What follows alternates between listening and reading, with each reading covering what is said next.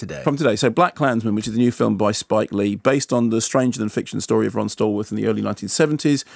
John David Washington is Stallworth, who joins the formerly all-white Colorado Springs police force and sets out to infiltrate the Ku Klux Klan.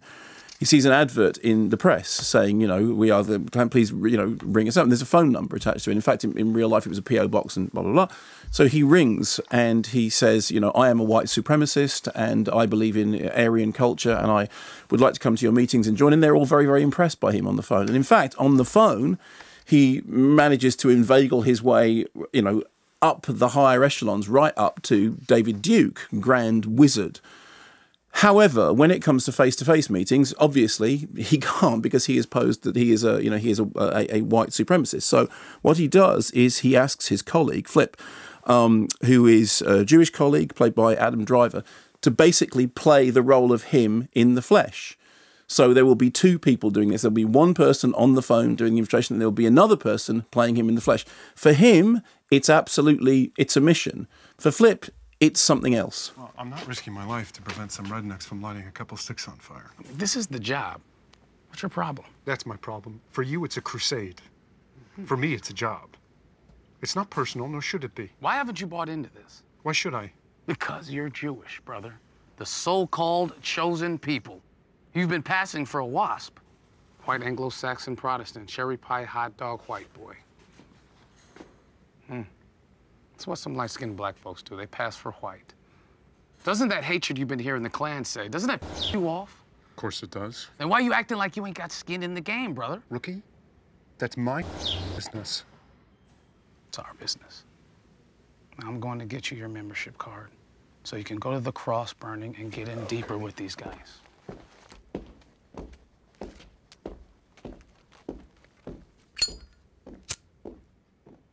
Right, partner?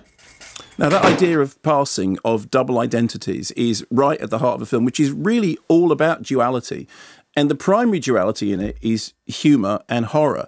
And it's no surprise to find out that the original story was brought to Spike Lee by Jordan Peele.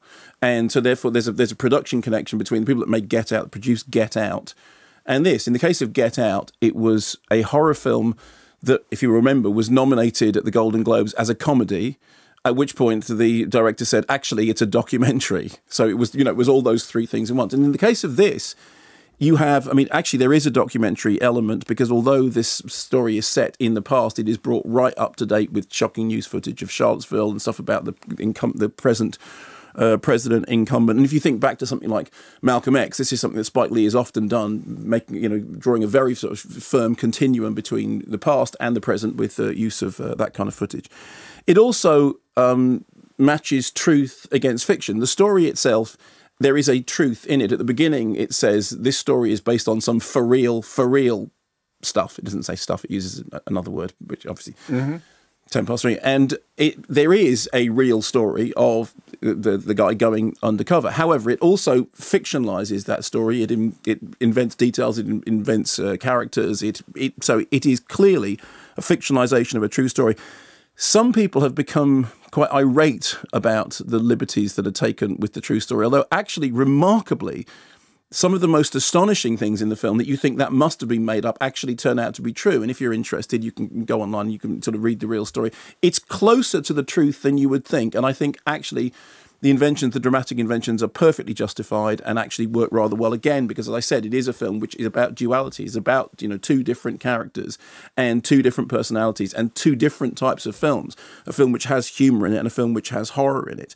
Frankly, I thought it was Spike Lee's best work since, you know, Four Little Girls, that incredibly harrowing documentary. It has something of the stylistic slickness of 25th Hour, which I liked and was always underrated. It has something of the controversial potential of Bamboozled, which was a film that really hit people the wrong way. And the performances are really good. I mean, really, really great central performances. That's a central coupling, Adam Driver and John David Washington, really, really good as the two sides of this central character. And it has great period detail, because it is really important to say that although the film has a really urgent contemporary edge, it is about issues that are really, really relevant right now.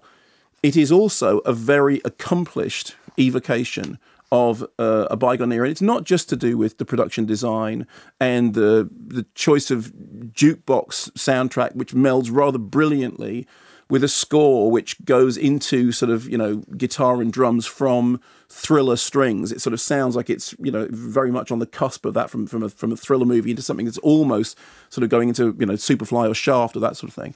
But also it has the feel and the grain of films from around that period. I did an onstage with Spike Lee, and he was talking about Serpico French Connection, Dog Day Afternoon, and it's shot on 35mm, some 16mm in there as well, and it long lenses, long takes, so the film feels of a piece. So when it's evoking that period, you can feel it in the texture of the film. It's like a film that was made in that period, as well as being a film which is, as I said, urgently contemporary. It is, in many places, remarkably funny. And if you see the trailer, the trailer really sort of plays up the kind of comic shock element of it. And it is really funny and also really, my response, really horrifying. There are things in it that are really, really horrifying, and also things that are very moving.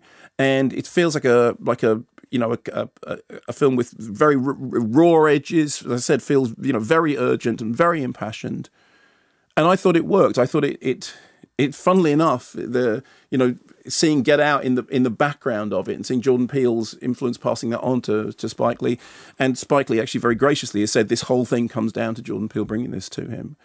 I really liked it. That was really good.